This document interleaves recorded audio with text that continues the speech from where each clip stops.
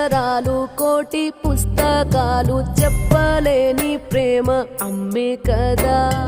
అంతం లేని సొంతం పంతం లేని బంధం స్వార్థం లేని రూపం అమ్మే కదా.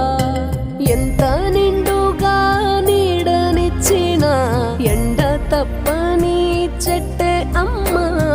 కంటి నిండుగా నీరే పొంగిన రెప్పముయని చూపే అమ్మ. తానో స్వర్గం తానో దుర్గం అని సాధ్యం తన మార్గం. వేల అక్షరాలు కోటి పుస్తకాలు చెప్పలేని ప్రేమ అమ్మే కదా.